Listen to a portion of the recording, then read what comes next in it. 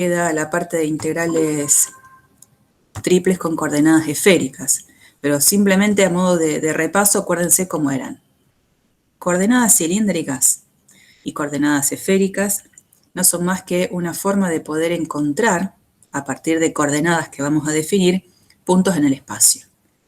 Entonces, las coordenadas cilíndricas, ¿qué son? Dado un punto cualquiera en el espacio, un punto cualquiera, punto que en general le asignamos coordenadas cartesianas, X, Y, Z, y todo el mundo lo puede localizar sin ningún tipo de problema, se le pueden asociar otras tres coordenadas que se llaman cilíndricas, coordenadas que son R, θ y Z. ¿Quiénes son? Z es la misma Z de las coordenadas rectangulares, de las coordenadas cartesianas, mientras que R y θ serían las coordenadas polares de el punto proyección de P sobre el plano XY.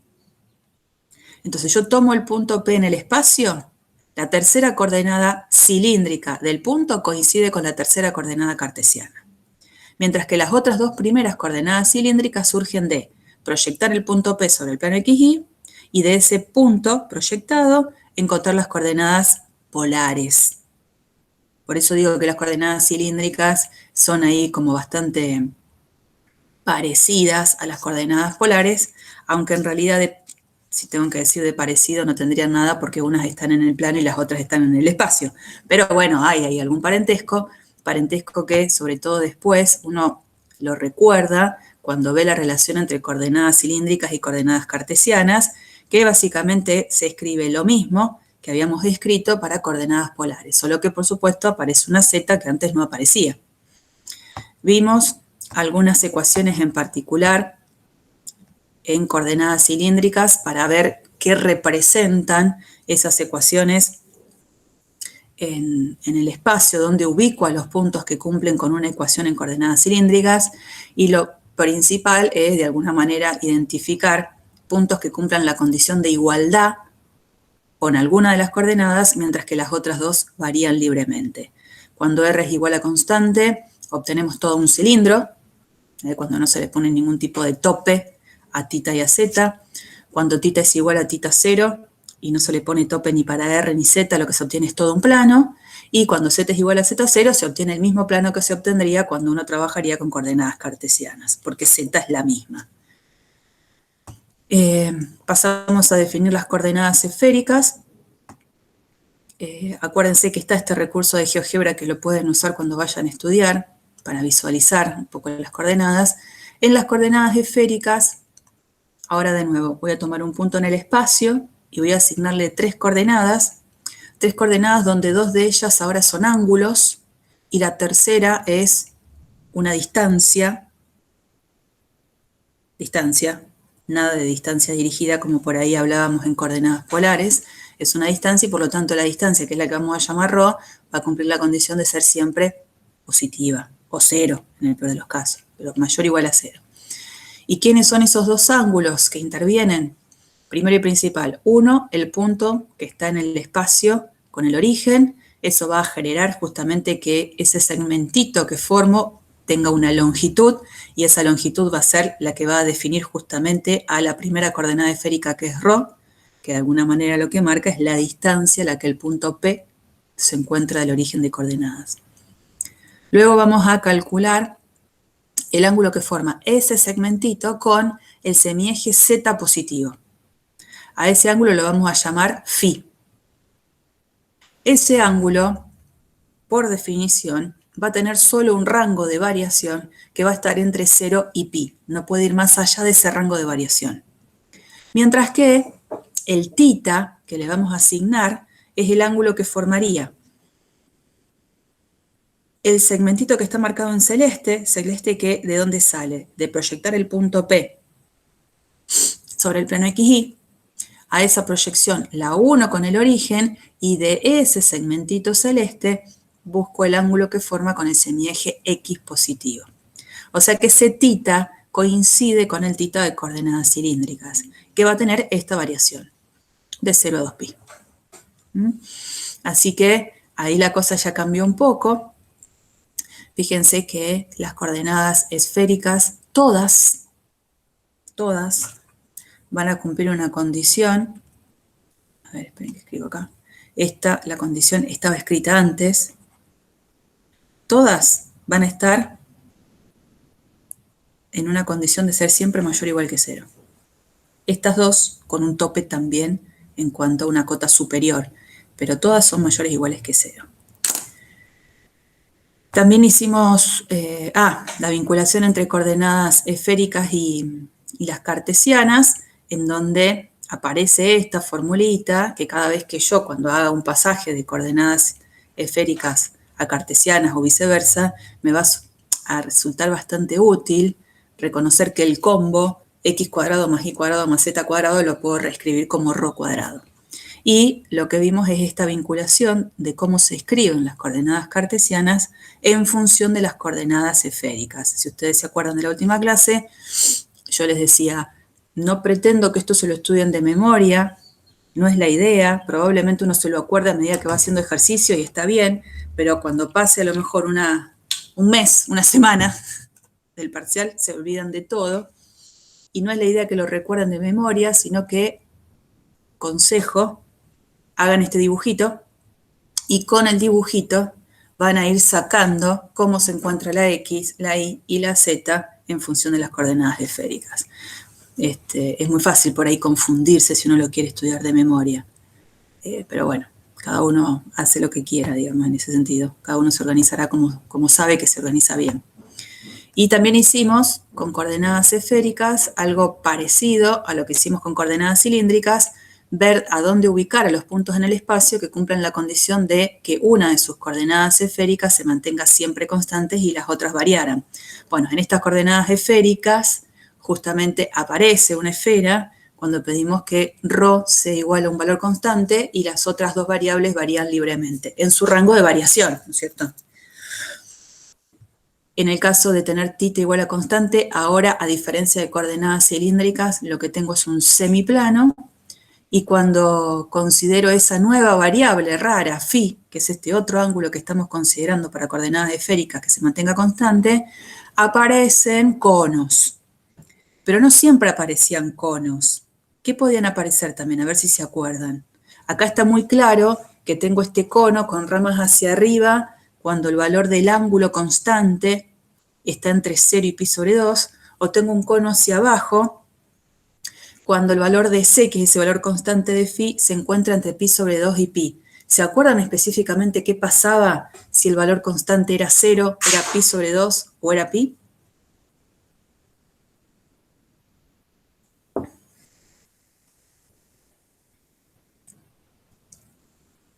¿Cuánto era 0?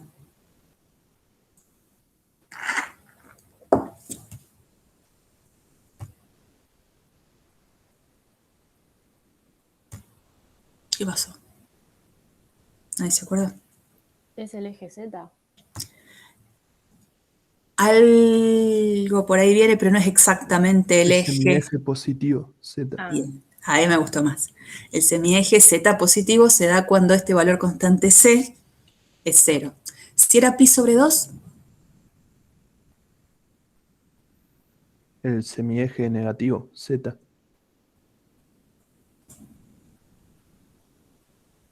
no. Ah, no, el plano, no era el plano. XY. Claro, cuando el valor de este ángulo siempre se mantiene en pi sobre 2, lo que hace es que este segmentito de acá, que marca un poco la abertura, caiga al quedarse sobre el plano XY. Entonces eso hace que en la variación de ρ y de θ, que varían libremente, se genere todo el plano XY.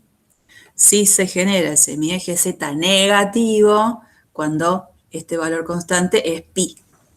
Así que bueno, uno dibuja, o en general en todos los libros se dibujan estos conos, porque en realidad está bueno reconocer eso, pero también existen otras situaciones que conos no son. Es como que se abre tanto el cono que en algún momento termina quedando un plano, y se cierra tanto que en algún momento queda una semirrecta. Bien, eso ya lo habíamos visto. Y bueno, un poco la idea era usar el conocimiento de estas coordenadas cilíndricas y esféricas en el momento de calcular una integral triple. Entonces uno tiene que pensar en pasar de un sistema de coordenadas a otro para calcular integrales triples. Se supone de una manera más sencilla, solo en situaciones en las que el sólido sobre el cual yo voy a hacer la integral triple se pueda describir mucho más fácil en este sistema de coordenadas cilíndricas o en el sistema de coordenadas esféricas que en el sistema de coordenadas cartesianas. Así que para poder hacer esa vinculación de pasaje de coordenadas cilíndricas o esféricas y cartesianas en el cálculo de una integral triple, lo que vimos es que hay un teorema que justamente me permite a mí decir cómo me tengo que desempeñar. Y el teorema lo que dice es que, vengo de nuevo, a ver si se acuerdan, si yo tengo una función, una transformación de una región sólida del plano W genérico, ese plano W en algún momento va a ser el espacio. El espacio donde las coordenadas que se manejan son las cilíndricas y en otro momento van a ser el espacio donde las coordenadas que se manejan son las esféricas, pero que van a parar en esa transformación a un sólido representado en el espacio cartesiano. Si yo tengo esta transformación 1 a 1 y después tengo definida una función, una función de 3 variables sobre una región sólida, evidentemente si yo tengo la función definida sobre esta región sólida en el plano en el espacio XY, puedo hacer una composición, ¿no? Cada uno de estos valores de X y Z en esta región sólida han surgido porque apliqué la transformación a estas ternas V y W. Entonces la X, la Y y la Z están dependiendo de U, de B y de W.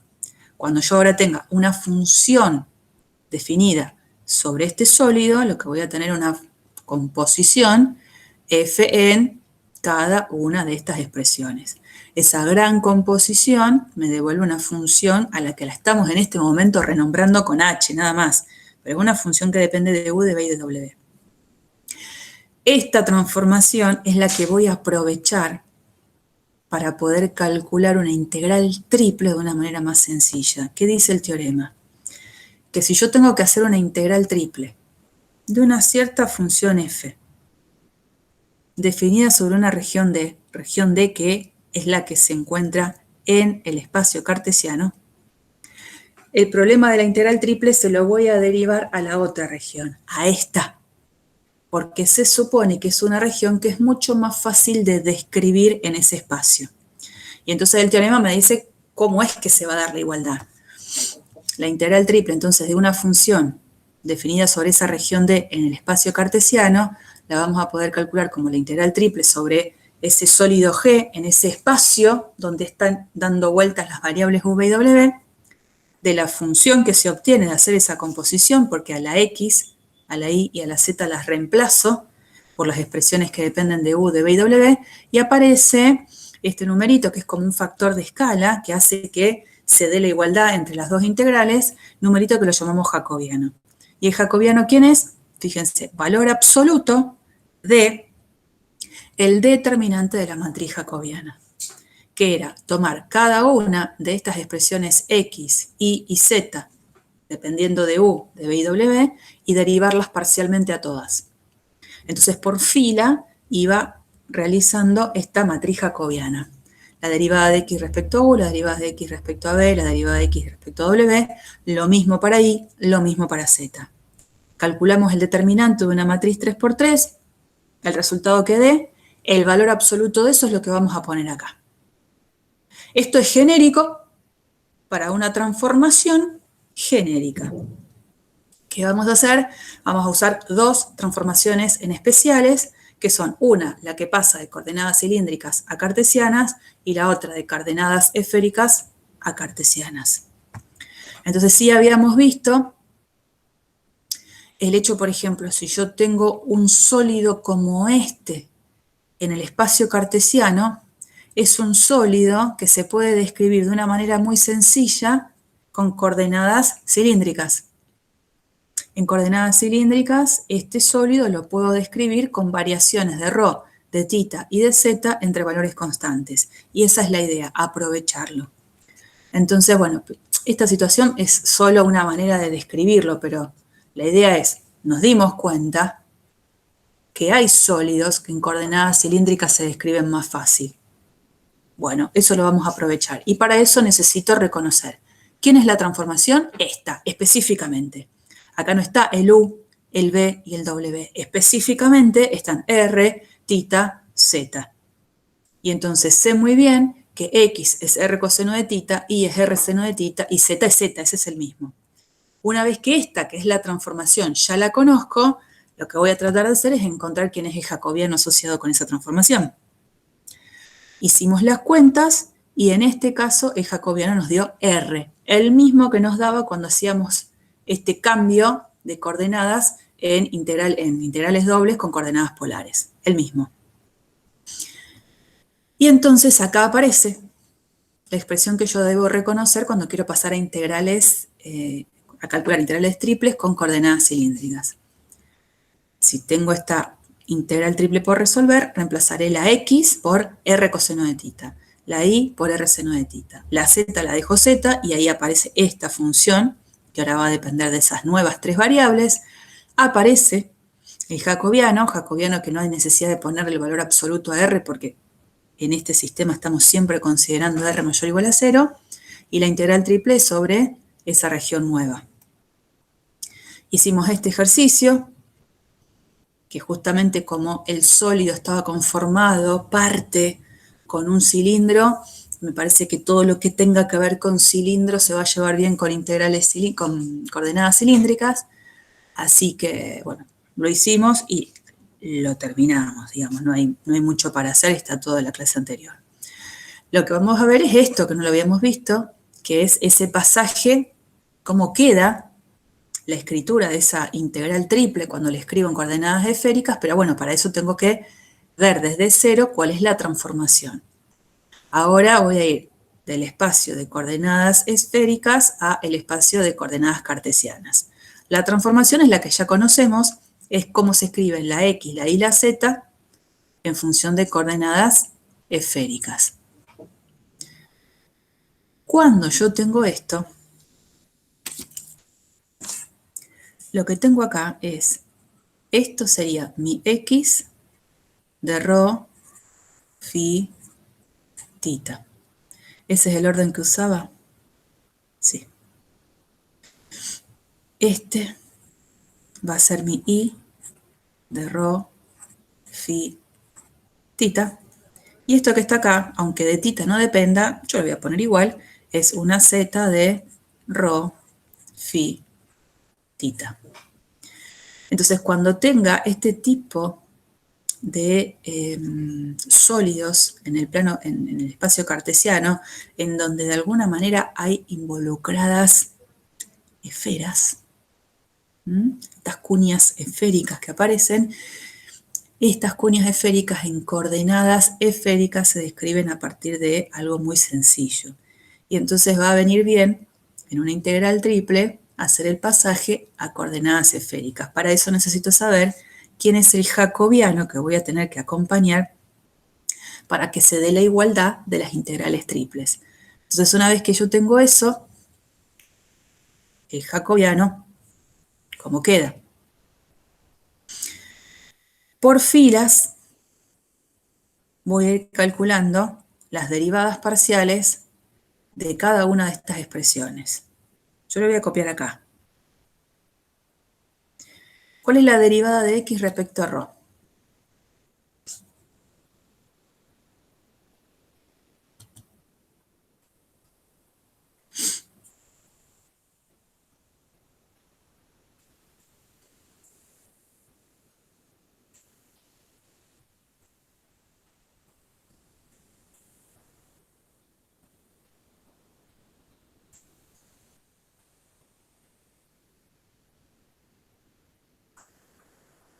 La derivada de x respecto a ρ.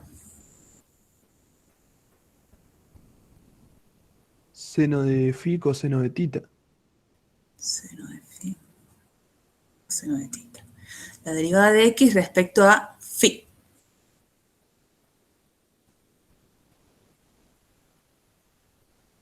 Rho, coseno de phi, coseno de tita. coseno de phi, coseno de tita.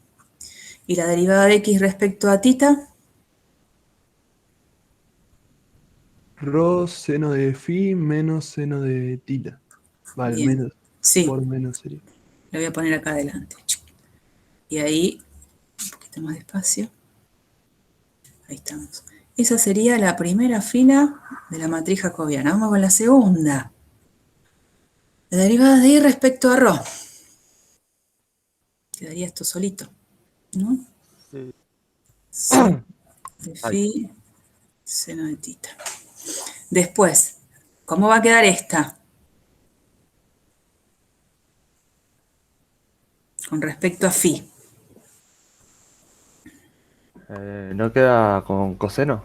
Cambia el seno con respecto a... ¿A quién? Dale.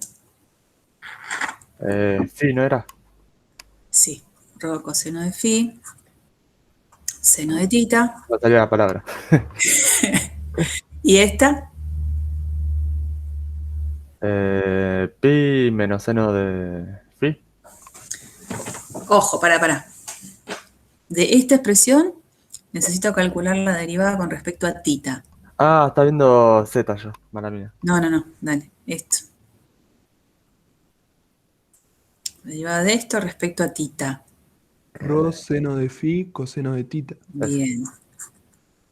Bien. Vamos con la tercera que creo que es más fácil. La derivada de z respecto a rho. Coseno de phi. Bien. La derivada de z respecto a phi.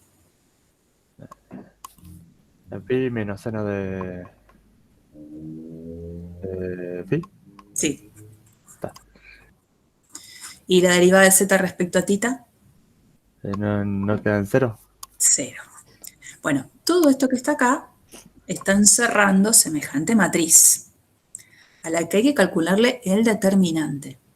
Determinante que creo que se los había preguntado si se acordaban, que me habían dicho que sí, que cuando la matriz es 3×3, uno puede copiar, por ejemplo, las dos primeras filas por debajo y hacer el producto de los elementos que van en un sentido en una diagonal y le resta los que van en el sentido secundario de la diagonal. ¿Se acuerdan de eso, no es cierto? Sí, sí. Me habían dicho que sí. Bueno, haciendo todas esas cuentas divinas, un montón de rho, de phi, de multiplicaciones asquerosas, todo eso se trabaja y se convierte en este resultado final. Rho cuadrado seno de phi. O sea, invito a que no me crean, digamos, a que hagan este determinante, que lo resuelvan, no les va a sacar más de 2 minutos. Pasa que a uno le da como fiaca hacer estas cosas. Y el resultado va a ser este, rho cuadrado seno de phi.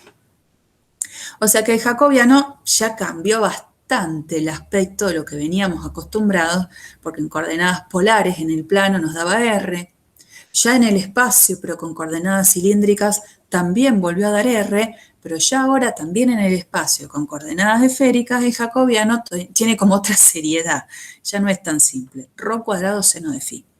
Así que una vez que uno ya calculó el jacobiano, dice, bueno, cada vez que tenga ahora una integral triple de una cierta función en una cierta región D, cuando esa región D en el espacio en coordenadas esféricas la puedo escribir mucho más fácil que coordenadas cartesianas, la voy a pasar a esta integral triple a ese sistema de coordenadas, al esférico. Cuando lo paso a coordenadas esféricas, la función va a quedar escrita toda en las variables de coordenadas esféricas, que son rho, phi, tita, va a estar acompañando el jacobiano, que es el valor absoluto de este numerito, por los diferenciales. Ahora, lo que uno va a decir es que no vale la pena, no es necesario en realidad, dejar las barras de valor absolutos acá. Primero, rho de por sí es un número positivo. Su cuadrado también va a ser positivo. Y seno de phi, a pesar de que es el seno de un ángulo, y uno sabe que el seno de un ángulo puede estar en un rango de valores tanto positivos como negativos, entre -1 y 1, justamente como phi está en un rango de variación entre 0 y pi, el seno de ese ángulo siempre va a ser positivo. Si ustedes hacen entre 0 y pi la gráfica de la función seno, ustedes saben, en pi sobre 2, la función seno de phi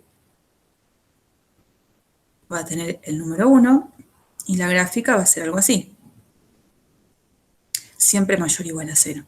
Después, por supuesto, continúa la función, pero yo me restringo solo a dibujarla en el rango donde phi varía en coordenadas esféricas, que es entre 0 y pi. Entonces las barras las podemos sacar tranquilos y ya no la ponemos más, ¿no? O sea, es esto, la aclaración de que nunca es negativo, por lo tanto las barras las puedo sacar sin problemas. Y bueno, vamos justamente a resolver un ejercicio en coordenadas esféricas. Acá el ejercicio dice calcular, a ver, lo voy a poner más grande. Tampoco tanto. Calcular la integral triple de la función e a la x cuadrado más y cuadrado más z cuadrado, todo a la 3 medios, donde este sólido es toda la bola unitaria. Vean que no dice esfera. Toda la bola porque no es solo la esfera, sino todo lo de adentro. Y una manera de describir a esa bola o a todo ese sólido es a partir de esta condición. Quedarme con todas las ternas en el plano cartesiano que cumplan la condición de que x cuadrado más y cuadrado más z cuadrado sea menor o igual a 1. Entonces uno, si quiere, hace el aporte del dibujito de lo que sería la esfera de radio 1. Por ahí acá justo en este caso, no sé si vale para tanto porque es fácil identificarlo, pero el tema es cuando hay muchas superficies dando vueltas acotando al sólido. Pero bueno, esa esfera, no la esfera, esa bola completa en coordenadas esféricas se describe muy fácil. Primero y principal, si yo quisiera describir en coordenadas esféricas la esfera frontera, el borde, ¿cuál sería una ecuación en coordenadas esféricas que describa solo a esa esfera borde?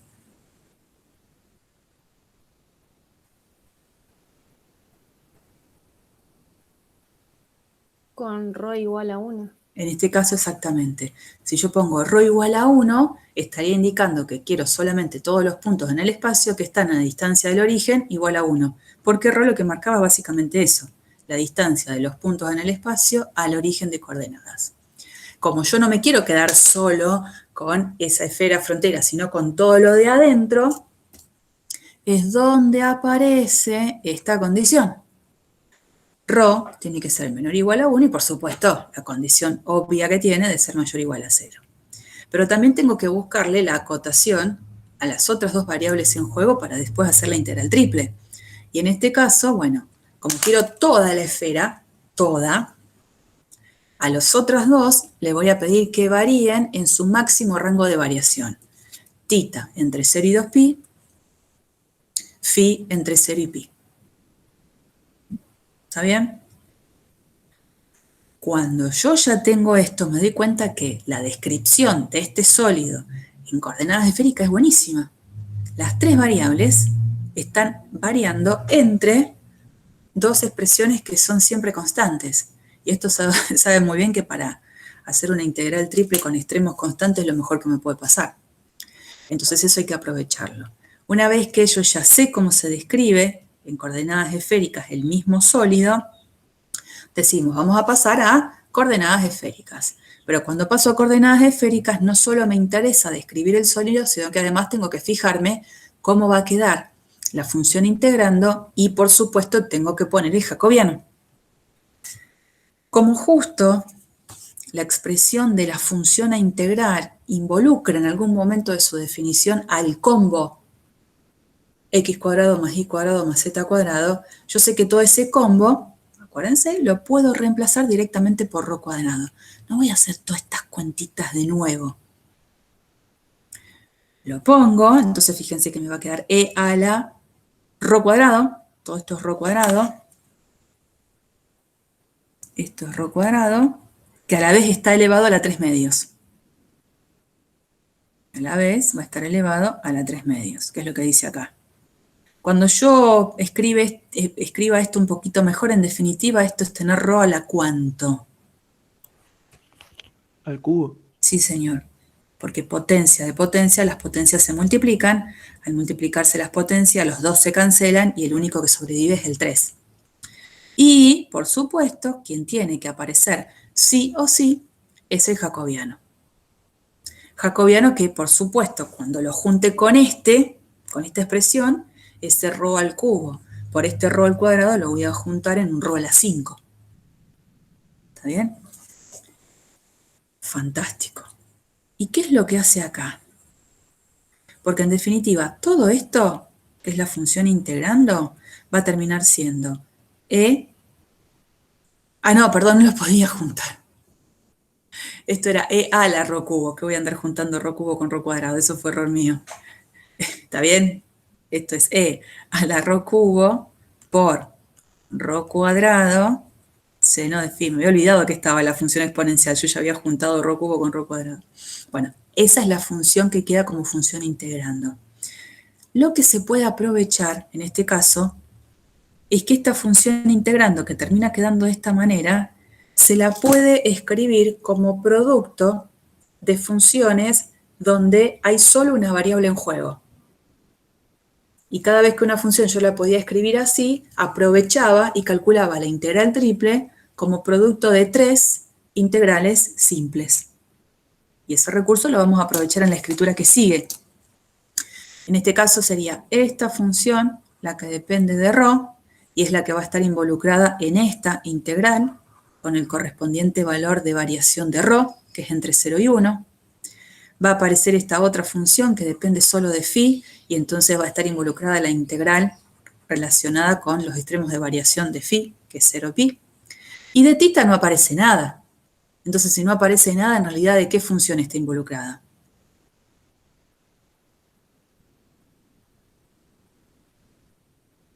Esta función es la que depende de rho. Esta es la de que depende de phi, y una integral con respecto a tita tengo que hacer. Entonces, ¿qué función es la que voy a pensar que está acá escondida y que la puedo disfrazar? 1.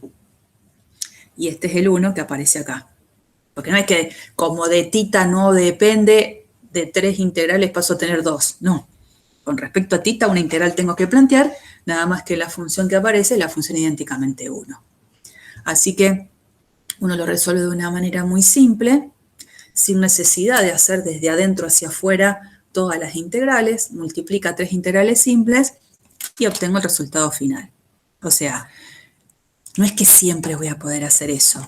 Este ejercicio me lo permitía y ese recurso lo voy a usar. ¿Bien? ¿En qué hubiese cambiado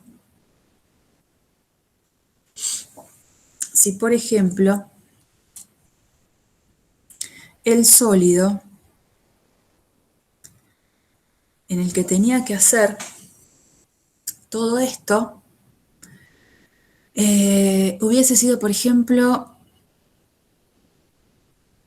este pedacito, la parte superior?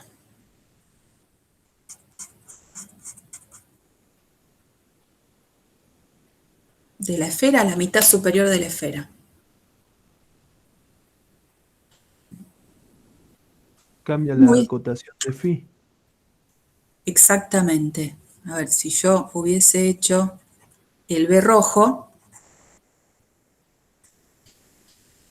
hubiese escrito este sólido rho tita phi, ¿dónde? Rho, ¿entre qué y qué va para este sólido rojo? 0 y 1. Eso es idéntico. El tita También se mantiene igual. También igual. y el phi, Entre 0 y pi sobre 2. exactamente. Entre 0 y pi sobre 2. ¿Qué hubiese pasado? Pongo un solo color más y no puedo poner más porque si no no se ve absolutamente nada. Lo que hubiese pasado si yo me hubiese quedado, por ejemplo, solo con este pedacito que es del anterior, el rojo, el que solamente está en el primer octante. En el primer octante. Todo, es como que toda esa carcasa superior la divido en 4 y me quedo con ese pedacito que quedó en el primer octante. Y con respecto al rojo, digamos, solo te cambia la acotación de tita. ¿Qué va a quedar? Desde no te queda pi, 0 ¿no? De 0 a pi. a pi sobre 2. De 0 a pi sobre 2, porque solamente quiero el rango que va desde el eje X positivo al eje Y positivo, de 0 a pi sobre 2. El phi va a quedar igual, de 0 a pi sobre 2, y el rho también, igual, de 0 a 1. Así es. Bueno, eso hubiese sido si hubiese querido este que estaba acá en verde. Bien, la idea es que hay que ir reconociendo los extremos de variación de cada una de las variables dependiendo de cómo sea el sólido. Y propongo este otro ejercicio.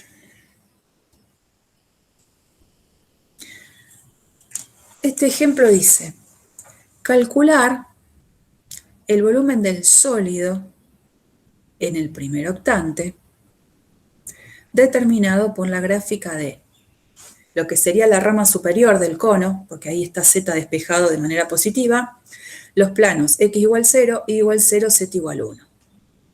Y la idea es realizar el planteo de esa cuenta con coordenadas cilíndricas y con coordenadas esféricas. Primero, cuando yo quiero calcular el volumen de un sólido con integrales triples, ¿qué voy a plantear?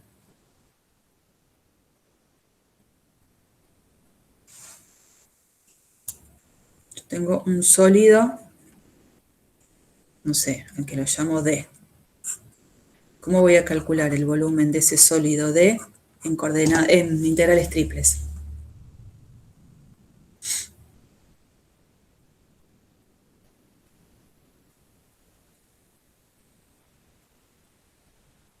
Utilizando coordenadas. No. Fuera de coordenadas. Ah, Yo te digo, ¿cómo se calcula? Fórmula, ¿no? El volumen de un sólido a partir de integrales triples.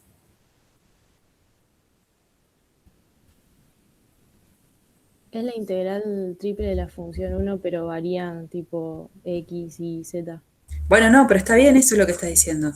La integral triple sobre lo que es ese sólido de la función idénticamente 1. Y pongo diferencial de volumen, lo corto ahí.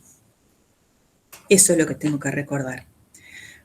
Quiero decir, yo ya sé qué tengo que resolver. Es una integral triple de esta función, la función idénticamente 1.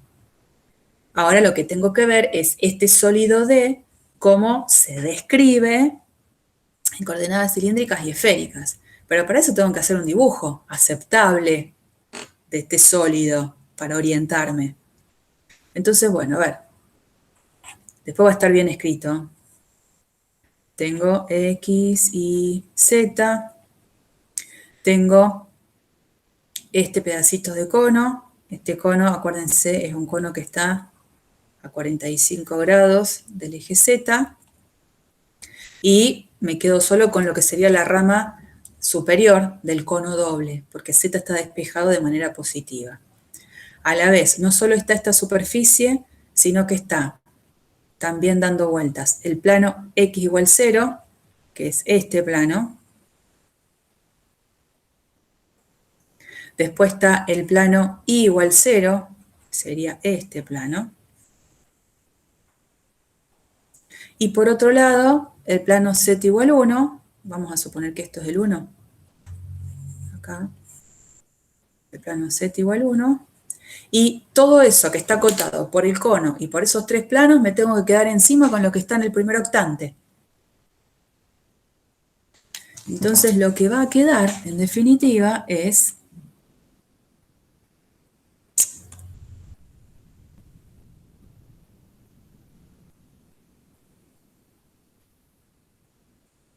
este cuarto de cucurucho sin el helado. de acá, chin, chin. Eso sería el sólido, más todo lo que está dentro, por supuesto. Lo que tengo que hacer es la descripción de ese sólido, tanto en coordenadas cilíndricas como en coordenadas esféricas. En coordenadas cilíndricas, ¿qué voy a hacer?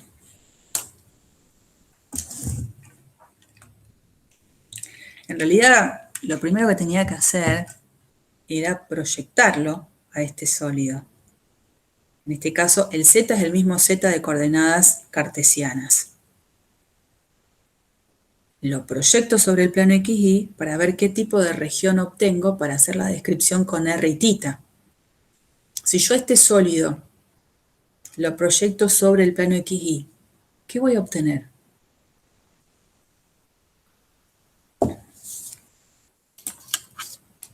Un disco. Un disco completo. Un cuarto. Exacto. Claro. Exacto. Si yo lo proyecto, lo que voy a tener es el dibujito de este cuarto de disco acá abajo, ¿no? Esto. Esto sería la proyección de toda esta tapita. Fantástico. Y entonces, ¿cómo hago la descripción? Tengo que ver el R, el θ y el Z.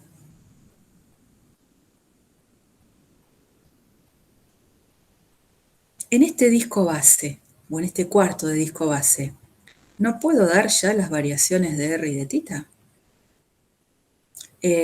Si Z está a la altura, el plano que corta la Z, a la altura de Z igual a 1 es este, me encantaría saber este disco qué radio tiene, porque ese radio es el que obviamente se va a proyectar sobre el plano XY. Entonces, para entender eso, ¿qué hago? Como Z vale 1 a esa altura, a la vez Z es la raíz de x cuadrado más y cuadrado. Estoy calculando la intersección entre el plano Z igual a 1 y el cono. En esa intersección, sobre ese plano me quedo con esto, y obviamente lo que obtengo es 1 igual a x cuadrado más y cuadrado. En este plano Z igual a 1, lo que tengo en esa intersección es justamente este borde que tiene que ver con una circunferencia de radio 1. Entonces, en esta proyección, esto va a valer 1, esto va a valer 1. Y entonces, R entre qué y qué va a estar variando. Entre 0 y 1. Ahí va a estar entre 0 y 1. Pero como no me quiero quedar con el disco completo, sino con este cuarto de disco, el θ ¿dónde va a variar? De 0 a pi sobre 2. De 0 a pi sobre 2. Y el Z, lo que tengo que hacer es posicionarme sobre cada punto en ese disco proyectado. Me paro en cada punto sobre este disco y miro Z entre qué y qué varía. Los valores de Z con los que me quiero quedar son los que están acá dentro de este sólido. Entonces, evidentemente, trazo una línea vertical y voy a quedarme con los valores de Z que van desde el cono hasta el plano Z igual a 1. Para este otro punto sobre esta región plana, voy a quedarme con los puntos que van desde el cono hasta el plano Z igual a 1. ¿Y entonces cómo lo pongo eso? La variación de Z. Yo acá pondría entre el cono y el plano Z igual a 1. Pero no lo puedo poner así. Al menos es una identificación inicial. ¿Cómo escribo Z?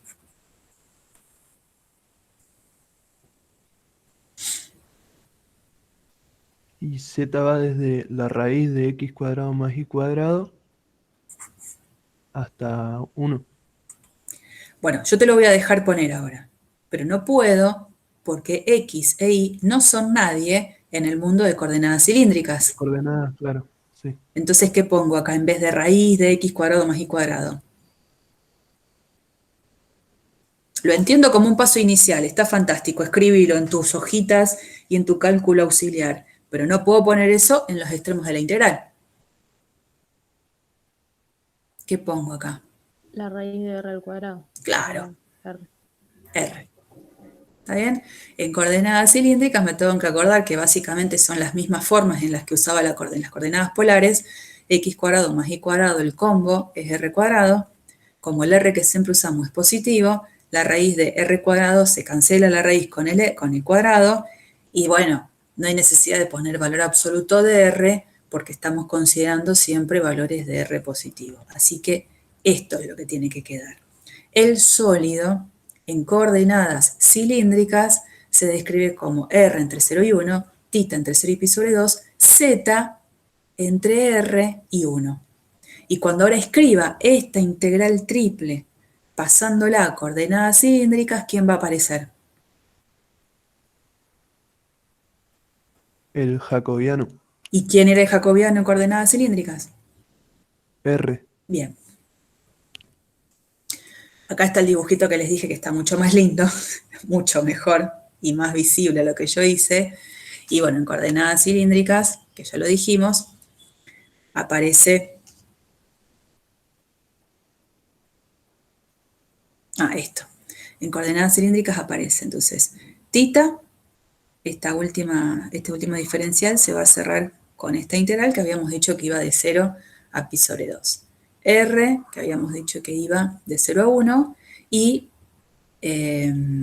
Z, que iba desde R hasta 1, y como la función es idénticamente 1, la que aparecía acá, no hay necesidad de reemplazarla, porque no aparece la X, la Y, no aparece nadie como para reemplazar, la función es 1, y lo que queda así es el jacobiano.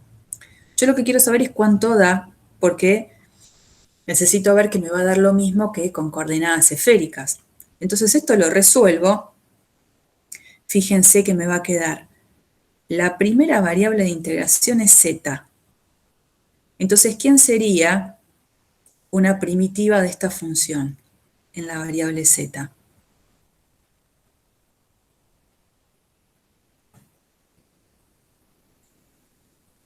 Esto tengo que resolver. Una primitiva de esta función en la variable z. Z por R.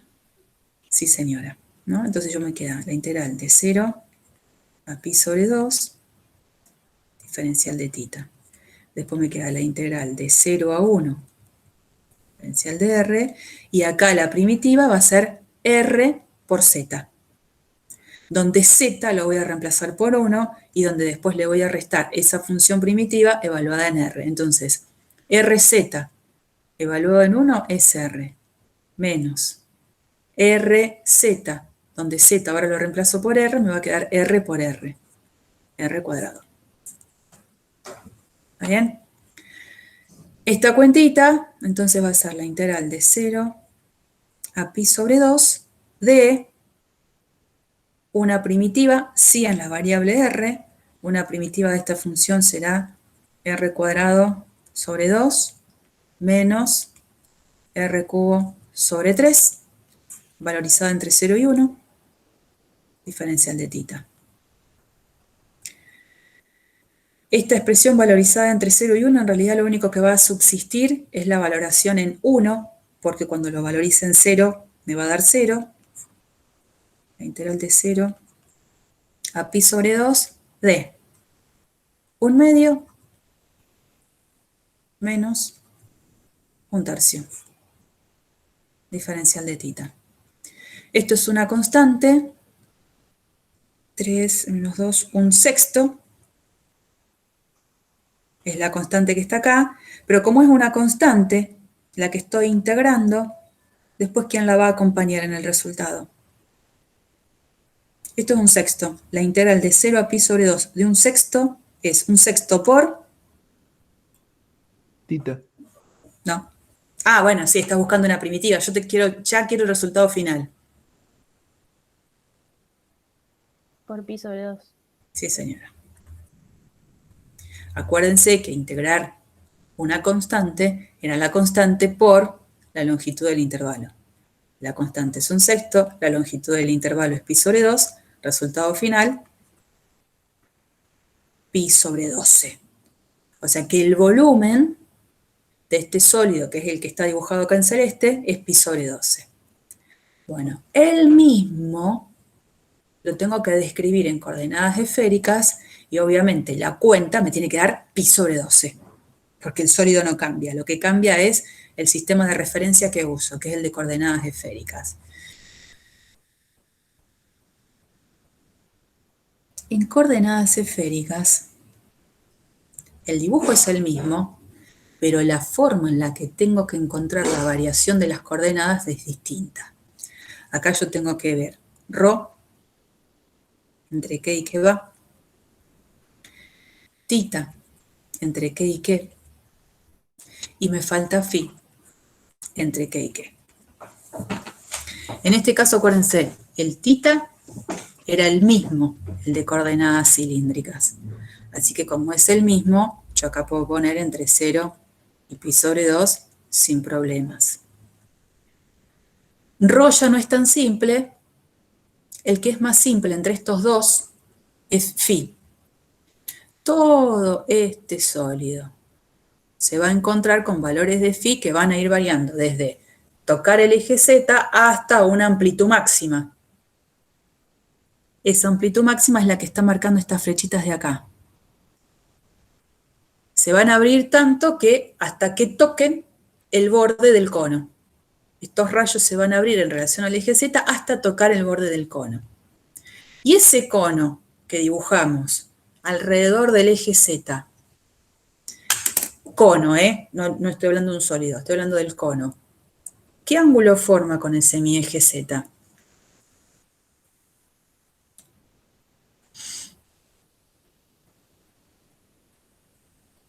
¿45? Este cono que yo he dibujado acá, divino, forma un ángulo de 45, pero si uno no se da cuenta de por qué eso es cierto, lo que hace es, por ejemplo, hacer la intersección del cono con el plano, por ejemplo, IZ. Si yo hago el cono, intersección con el plano IZ, me voy a encontrar con esta línea. Y me encantaría saber esa línea, que es un pedacito de recta, a qué ecuación se relaciona, digamos. Y entonces si el cono es z igual a la raíz de x cuadrado más y cuadrado, y lo voy a intersectar con el plano IZ, ¿qué ecuación lo puede caracterizar? X igual a 0. Yes. Entonces esto se transforma en el plano x igual a 0, cuando reemplazo x igual a 0 me queda la raíz de y cuadrado. Pero como el sólido está dispuesto en el primer octante, acá yo debería poner valor absoluto de y, porque simplifico la raíz con el cuadrado y me queda valor absoluto de y. En ese primer octante, el y es positivo y me queda z igual a y. Entonces esta recta, en el plano IZ, es la recta z igual a y, o igual z, que es una recta que puedo tranquilamente calcular el ángulo que forma con el semieje Z. En este caso, esta recta, como ustedes saben, que sería como la recta identidad, está a 45 grados, tanto del eje Z como del eje Y. Pero la idea es esta, encontrar la ecuación de esa recta, que es la que está vinculada con la intersección del cono con el plano IZ, y con esa ecuación de recta sacar el ángulo que forma con el semieje Z positivo, porque el ángulo que forme va a ser el tope de variación del ángulo phi. Phi va a variar entonces desde 0, porque parto desde el semieje Z positivo, hasta un tope máximo que es justamente pi sobre 4. Ahora, lo que no es tan simple, que acá lo dice, es la variación de ρ. ρ lo que marca es la distancia de todos los puntos hacia el origen. Entonces yo lo que hago es trazar estas líneas. Estas líneas me gustaron compartírselas a ustedes porque es básicamente lo que tienen que ver. Yo parto del origen, así como antes partía del semieje Z positivo y veía hasta qué tope tenía que tener ese ángulo phi, ahora hago lo mismo con ρ. Parto del origen y trazo una flecha hasta toparme con esa superficie que me acota al sólido. Esas flechitas van a llegar hasta toparme con el plano z igual a 1, que es el que está acotando por arriba. Entonces, si yo estoy acá en el origen y voy por el semieje z positivo hasta toparme con el plano, acá está z igual a 1. Pero a medida que me voy abriendo, estas variaciones, hasta tocar el plano z igual a 1, me van a dar segmentitos que van a tener una longitud mayor. Y la mayor longitud de esos segmentos las voy a tener justo sobre este segmentito, que es el que marca el tope del cono. Entonces, evidentemente, ρ no está variando entre valores constantes. ρ va a ir de 0 hasta topar el borde de un plano. Si hubiese ido desde 0 hasta tocar el borde de una esfera, sí ahí hubiese dicho que ρ variaba entre valores constantes. Entonces, que ρ varíe hasta tocar el plano z igual a 1 hace que ya ese tope superior no sea constante. ¿De dónde va a salir la variación? Justamente de considerar eso. Z igual a 1 es el tope de ρ. Entonces digo, bueno, z igual a 1, ¿cómo lo escribo? Al valor de z en coordenadas esféricas. ρ por el coseno de phi. ρ por el coseno de phi es la forma en la que escribo a z en coordenadas esféricas. Y por otro lado sé que z es igual a 1. De esta ecuación es donde yo digo 1 sobre el coseno de phi es la forma en la que ρ va a tener ese tope. ρ va a ir desde 0 hasta toparme con esa expresión que es 1 sobre coseno de phi. Y 1 sobre coseno de phi es lo que nosotros sabemos, la secante de phi. Así que este ρ va a variar de 0 a la secante de phi. En coordenadas esféricas, ese tope que es un plano ya no me gusta tanto. Si el tope hubiese sido una esfera, me hubiese gustado un montón. Pero bueno, lo pudimos describir. Entonces, una vez que ya tenemos la variación de las 3 coordenadas esféricas, lo llevo al planteo de la integral triple. Como estoy pasando a coordenadas esféricas, el jacobiano, acuérdense, era ρ seno de phi. Y eso es lo que viene acá, ¿no? La función era la función idénticamente 1, así que la dejo igual. Pongo el jacobiano y pongo la variación de cada uno de los extremos de las integrales. Así que tengo que tener cuidado, por ejemplo, cuando yo tengo que calcular esta primera integral, la primitiva la tengo que buscar en función de ρ. En función de ρ, ¿quién va a ser una primitiva de esta función?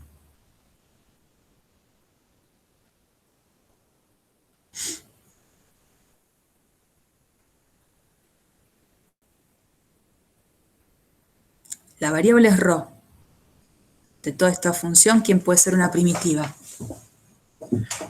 Ρ al cubo sobre 3 por el seno de phi. Exactamente, porque el seno de phi ahí estaría cumpliendo el rol de una constante. Bueno, en la última diapositiva lo que hago justamente es compartirles la cuenta. Ρ cubo sobre 3 por el seno de phi. Queda esta expresión. Secante al cubo es 1 sobre coseno al cubo de phi por seno de phi. Que uno lo puede reescribir así. Puede poner 1 sobre coseno al cuadrado de phi por seno de phi, y acá deja un coseno de phi acompañando en este denominador al seno. ¿Para qué? Para que esto se transforme en la secante al cuadrado y para que seno de phi sobre coseno de phi se transforme en la tangente. ¿Para qué ese artilugio? Justamente para reconocer que todo este producto es lo que me daría la derivada de esta función. Para buscar una primitiva se supone una manera más simple. Hacemos la cuentita y el resultado final es el mismo de antes. Lo que quiero marcar con esto es que el ejercicio se podía haber resuelto de las dos maneras, solo que una de las dos terminó siendo muy simple en comparación. En coordenadas cilíndricas este ejercicio se resolvía mucho más rápido y encima con expresiones de funciones mucho más amigable que como se resolvió en coordenadas esféricas, donde fíjense las cuentas involucradas, bastante antipáticas, no difíciles. Siempre que, al menos a mí me pasa que aparece una tangente, una secante al cuadrado y ya no me gusta. En comparación, coordenadas cilíndricas termina siendo más sencillo. Hay ejercicios en la práctica, y más sobre todo si ustedes están trabajando los últimos, que justamente a una región sólida necesitan describirla en los dos sistemas de coordenadas. O al revés, les presentan una integral triple, ustedes tienen que identificar con los extremos de la integral triple cuál sería el dibujo del sólido que tuvo ese planteo en integrales triples. Así que si pueden hacerse el lugarcito para ver las últimas clases de práctica, estaría buenísimo para no perderse este tipo de observaciones. Bueno, hasta acá llegamos hoy. Ya la próxima vamos con integrales de línea, la próxima clase.